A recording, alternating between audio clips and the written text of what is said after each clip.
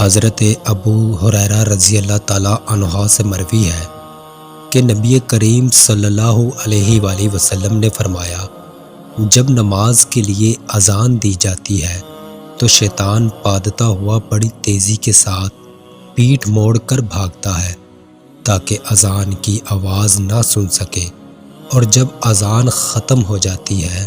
تو پھر واپس آ جاتا ہے، لیکن جو ہی تکبیر شروع ہوئی